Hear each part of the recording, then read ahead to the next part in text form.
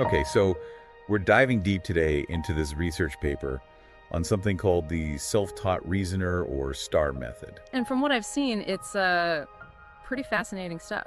Definitely. The big idea here is teaching AI to, well, reason more like we do. Think step by step, Yeah. Learn from mistakes and actually become better problem solvers over time. And that's a big deal because it goes way beyond what we've been seeing with a lot of AI. Right, like instead of just memorizing a ton of data and spitting out answers, STAR's designed to understand the why behind the solution. So it's getting at the core of how we learn and think critically. Exactly. It's like, imagine trying to solve a puzzle, right? Okay. You're going to try different pieces, make some progress, but you'll probably hit some dead ends too. Happens all the time. The key is to take a step back, figure out what worked, what didn't, and refine your approach. And STAR basically does that for AI. Yeah. So it's a continuous loop of problem solving, self-assessment, and then improving based on that.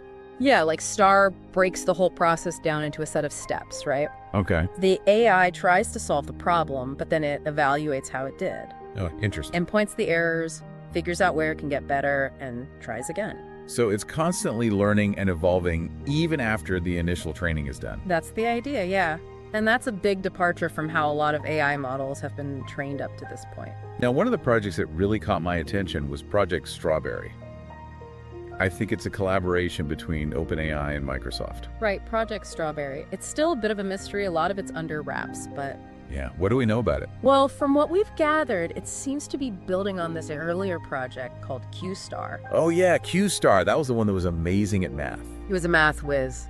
but lacked kind of the broader reasoning skills. Yeah, it couldn't quite connect the dots in the same way. Right. And that's where Strawberry comes in. By using this STAR method, they're aiming to build an AI that doesn't just excel in one area. But is more generally intelligent, Exactly. like capable of understanding and reasoning about a wider range of problems. They're shooting for Artificial General Intelligence, AGI. The Holy Grail. Yeah, that's right. And it's ambitious, for sure, but the researchers seem to believe that STAR could be the key to getting there.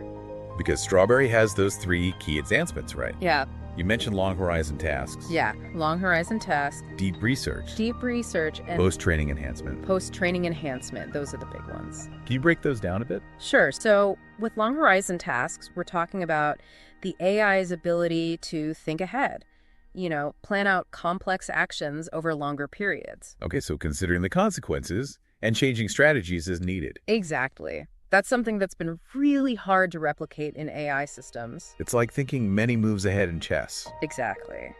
And then you have deep research, which is all about analyzing massive amounts of data, but not just looking for patterns. But to gain a deeper understanding, Yeah. making those connections that might not be immediately obvious. Yeah, it's not just crunching numbers, but figuring out what they actually mean. And post-training enhancement, that's the ability to keep learning and improving, right? Yeah, even after that initial training period, STAR allows the AI to keep evolving. So becoming more sophisticated and knowledgeable over time. Yeah, and that's really seen as crucial for getting to AGI. That makes sense. Now, as with any new technology, we also have to talk about potential downsides and challenges. And one thing that always comes up with AI is the problem of hallucinations. Oh yeah, the hallucinations. Can you explain what that is and how STAR might help address it? So hallucinations in AI, it's basically when the model generates stuff that's, nonsensical, factually incorrect. Like it's making things up. Yeah, even though there's no basis for it. And we see this a lot with large language models. Because they're trained on massive amounts of data, but they don't always understand the meaning behind it. Right. They're good at mimicking, but not so good at actually comprehending. And that's where STAR comes in. Right. By emphasizing reasoning, thinking things through step by step, STAR encourages the AI to really think critically about its outputs. So it has to justify its answers. Exactly. And if it can't do that in a way that makes sense, well, that's a red flag. So it's almost like showing its work, so to speak, so we can check its logic. Yeah, that's a good way to put it. And that focus on being able to explain things, that's not just important for debugging or improving AI, it's about building trust. That makes sense. Yeah. Now, I know there's another project building on Strawberry, and this one is even more shrouded in secrecy. It's Project Orion. Project Orion. Yeah, we don't know a ton about it yet, but the little bits of info we have suggests it's taking STAR to a whole new level. One thing I heard was that they're using STAR to actually generate synthetic training data. Oh, that's interesting. Why synthetic data? Well, you see, real-world data, it can be really messy, inconsistent. Oh, right. It's the real world. Yeah, exactly. And that can make it hard for AI models to learn effectively. Imagine trying to learn a new language, but all you have are random internet comments. Yeah, you might pick up some slang. You get a lot of slang, probably some bad grammar. You wouldn't get the whole picture. But synthetic data is more like a curated textbook. Yeah, exactly. By designing it specifically to highlight certain concepts or principles, the researchers can create a much more structured, effective learning environment. So it's like training the AI in a virtual gym. It can practice specific skills before going out into the chaos of the real world. That's a great analogy. And it seems to be working. Early reports suggest Orion is making some impressive progress. Now, I think it's helpful to compare STaR to the more traditional way of training AI, just to understand the difference. Yeah, so traditional AI training, especially supervised learning, it relies heavily on huge labeled data sets. It's like feeding the AI a pre-digested meal. Everything's already categorized. And that can be effective for certain things. Absolutely, like image recognition or natural language processing, but it has its limits. Because the AI is just learning to mimic patterns in that data, it's not really getting a deeper understanding. Right, and that's the key difference with STaR. It's not about memorizing, it's about learning how to reason and solve problems independently. And that leads to a deeper understanding of the problem. And you see this in the results, too. While traditional models tend to hit a ceiling after training, STaR keeps learning.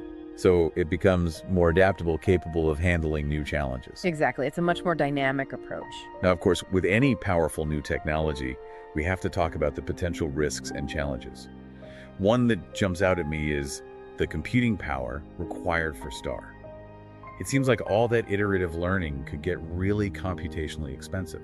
Yeah, that's a valid point. STaR does need significant computational resources, and that could be a barrier, especially for smaller organizations or researchers who don't have access to the most powerful computers. So it's not quite ready for prime time, so to speak. Not for everyone, no. But the good news is researchers are working on making it more efficient, finding ways to optimize the process. So it's becoming more accessible. That's the goal. Now, before we move on, there's one more aspect I find really interesting. It's this idea of synergy between STaR and other AI techniques. Okay. How it can work with things like reinforcement learning or transfer learning to create even more powerful AI. So it's not about replacing existing methods. No, it's about augmenting them. Okay. Like adding a turbocharger to an already powerful engine. So it's like assembling a team of AI specialists, each with their own strengths. Yeah, exactly. Working together towards a common goal. I like that analogy. And think about it, you could combine STaR with reinforcement learning, where the AI learns through trial and error.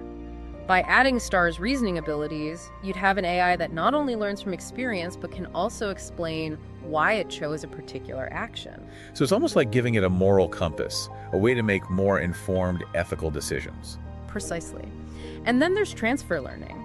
This is where an AI model can apply knowledge learned in one task to a different but related task. Imagine incorporating STaR into that framework. The AI could not only transfer that knowledge, but also adapt it to new situations, reason about its applicability. Just like humans do. It's pretty remarkable to think about. And these are just a few examples of the possibilities. Combining STaR with other techniques could really open up a whole new world of AI capabilities. It sounds like we're just scratching the surface of what's possible. Now, in part 2, we'll delve a bit deeper into the STaR research paper itself. Looking forward to it. We'll get into the specifics of how they tested it, what challenges they faced, and what we can learn from those results. All right, so we're back, and we're really going to get into the weeds now with this STaR research paper. We were talking about how STaR can work with all these other AI techniques, but now let's look at how they actually put STaR to the test. Yeah, what kind of challenges did they throw at it? I'm really curious to see how it performed. Well, they focused on 3 main areas: arithmetic, common sense reasoning, and then grade school math problems. Okay. Each of those presented unique challenges for STaR, and it really let the researchers see how well it could adapt and learn. So let's start with arithmetic. Yeah. How did STaR handle the world of numbers?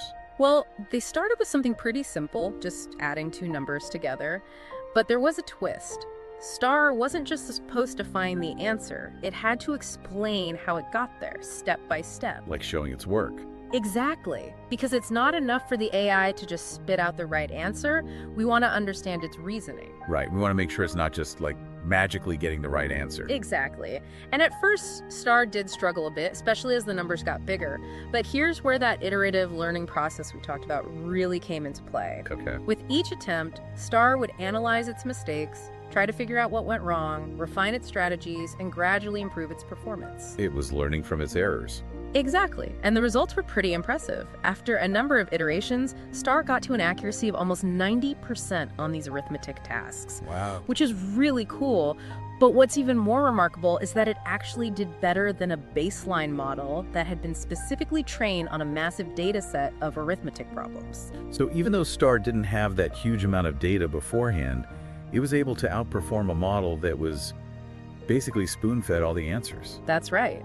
It shows how powerful this self-learning approach can be and how well STaR can generalize its knowledge to new problems. That's pretty amazing. Okay, so it aced arithmetic. What about common sense reasoning? That seems a lot trickier for AI, right? Oh, absolutely. Common sense reasoning is all about understanding the subtleties of human language, social situations, everyday life, stuff that's second nature to us. But really hard to teach a machine. Exactly, because it requires not just processing words, but actually understanding what they mean in context, making inferences based on our knowledge of the world. Right. It's not just about the words themselves, it's about the bigger picture. That's it. To test this, they used a dataset called Common Sense QA, which is full of these multiple choice questions that really require common sense and general knowledge to answer. Like, if you're feeling thirsty, what should you do? Yeah, or what happens if you leave an ice cube out in the sun? Questions that seem obvious to us but require the AI to connect concepts, figure out implied meanings, and apply logic to get the right answer. So how did STaR do with those kinds of questions? Well, it definitely wasn't easy. Common sense reasoning is much more complex and subjective than something like arithmetic. There isn't always one right answer, and the AI has to weigh different possibilities, make judgments, even when it doesn't have all the information. It's like navigating the gray areas of human thought. It is. But even here, STaR showed that it could learn and adapt. While it didn't reach the same level of accuracy as with the arithmetic tasks, it still performed better than a baseline model that had been trained directly on that entire Common Sense QA dataset. So again, even with less data to work with, STaR was able to learn more effectively. Exactly. And that points to something pretty important. STaR's approach of reasoning and self-reflection, it seems to help it generalize its learning better than the traditional methods, even in areas that are less structured and more reliant on, well, human intuition. Fascinating. All right, so we've covered arithmetic and common sense reasoning. Now, what about those grade school math problems? It seems like those would require STaR to combine its mathematical skills with language understanding, right? Absolutely. These aren't just your straightforward equations, they're word problems. STaR needs to translate natural language into math operations, figure out what information is important, and reason step by step to solve real-world problems. So it has to understand the story behind the math problem. Exactly. Like, if you have 5 apples and your friend gives you 2 more, how many apples do you have now? Okay, so it has to understand the context, pick out the key details. Right. And then apply the right math to get the answer. So how did STaR do? Could it handle that extra layer of complexity? Well, once again, STaR outperformed the baseline models. It showed that it could really integrate language understanding with mathematical reasoning. So it wasn't just understanding the words, but also translating them into mathematical concepts and solving the problems. Exactly. And here's something really interesting. In this area, the researchers saw that STaR often came up with solutions that were actually more efficient than the human-provided solutions in the data set. So the AI was outsmarting the humans? In a way, yes. It was coming up with more elegant, streamlined solutions, which suggests that STaR's approach to problem solving might lead to new approaches that we humans haven't even thought of yet. That's both exciting and a little unnerving. It really shows the potential of STaR to not just replicate human intelligence, but to maybe even surpass it in some areas. It does make you think, and it underscores how important it is that we develop these powerful AI systems responsibly, with careful oversight. Now, having seen how STaR performed in all these different areas, what can we say about its overall capabilities? What are its strengths and weaknesses? Well, based on what we see in the paper, STaR has huge potential as a new way of developing AI. Its ability to learn through self-reflection, to reason step by step, and to constantly improve is truly remarkable. And it's really good at generalizing, applying what it's learned to new problems. So it's not a one-trick pony, it can adapt. Yeah, exactly. But STAR isn't perfect, of course. Like we've discussed, it can require a lot of computing power, especially for complex tasks. Right. And we need to design the problem-solving environment and the feedback mechanisms really carefully to make sure the AI is learning in the right direction. So it's not a set-it-and-forget-it solution. It needs expertise and careful tuning. That's right. And while STAR has had amazing results in these controlled experiments, we still need to see how it performs in the messiness of the real world. It's like moving from the practice field to the big game. There will be new challenges that really test how adaptable and robust STAR is. Exactly. But overall, the research presented in this paper is incredibly exciting. It opens up all these new possibilities for creating AI that is not only intelligent, but also adaptable, explainable, and capable of continuous learning. And that brings us to part 3, where we'll dive even deeper into the findings of the STAR research paper, explore the details of its performance, the challenges it faced, and the potential solutions the researchers are exploring. Okay, so we're back for the final part of our deep dive into the self-taught reasoner. We've talked about the basics, the potential, the challenges. Now let's really zoom in on some of the specific findings from this research paper. Yeah, one of the things that really jumped out at me was how STAR actually seemed to improve the quality of the AI's reasoning over time. It wasn't just about getting the right answer, it was about the AI developing a more logical thought process, So it's thinking more like a human would, not just finding patterns. Exactly. And to really test this, they did this fascinating human evaluation. They had people compare the rationales generated by STAR with rationales from, a more traditional AI method, and also human-written rationale. It was like a reasoning showdown. STAR versus traditional AI versus us. That's a good way to put it. And the results were interesting, to say the least. People consistently preferred the STAR-generated rationales over the ones from the traditional AI. They said the reasoning just seemed better, more coherent. So STAR was winning. Yeah. But what about compared to the human-written rationale? Well, that's where it gets even more interesting. People often preferred the STAR-generated rationales over the human ones, too. Really? Yeah, but there's a caveat here. The human-written rationales came from a crowdsourced data set, so there might be some issues with the quality there. So it's not a perfect comparison. Right. We can't definitively say STAR is better than human reasoning at this point, but it's a very compelling result. It really highlights the potential here. Now, the paper also gets into some of the challenges and limitations of STAR. We touched on computational resources earlier. Yeah, that's a big one. All this iterative learning, as powerful as it is, it does require a lot of computing power, especially when you're dealing with complex tasks or massive data sets. And that could be a limiting factor, especially for, smaller organizations or researchers who don't have access to those really high-end systems. So it's a promising approach, but not something everyone can easily implement right now. Not quite yet. But like we said, researchers are actively working on that, trying to make STAR more efficient. Another challenge that came up in the paper was the issue of drift. Ah, yes, drift. Can you explain what that is and why it's a concern? Basically, it refers to this tendency for the AI's rationales to kind of veer off course over time. As the AI learns and refines its strategies, its reasoning might start to differ from what we initially intended or expected. So it's like the AI is going off script a little. In a way, yes. And this can be a problem if we're relying on the AI's explanations to understand how it's making decisions, or to ensure that it's behaving in a way that aligns with our goals. So even though STAR is all about the AI learning independently, Mm-hmm. we still need to keep a close eye on it. Exactly. And researchers are working on ways to address this drift, like incorporating regular feedback mechanisms or coming up with more robust prompting strategies to make sure the AI stays on track. So as we wrap up our deep dive into STAR, what are the big takeaways here? What should people keep in mind as we move forward in this age of increasingly sophisticated AI? Well, I think the main thing is STAR is a big step forward. It really shows us what's possible with self-learning AI. It's AI that's not just mimicking, it's learning to think for itself. Exactly. But we have to be mindful of the challenges. Computational resources, the potential for drift. We need to make sure these systems are developed and used responsibly in a way that aligns with human values. It's not just about creating intelligent machines. It's about creating intelligent machines that work for good, in harmony with humanity. Could have said it better myself. Yeah. And that's where it comes back to all of us. We all have a role to play in shaping the future of AI, asking the right questions, being informed, engaging in this ongoing conversation. Absolutely. And we hope this deep dive has given everyone some food for thought, some new perspectives to consider as we navigate this exciting but complex landscape of AI. Thanks for joining us.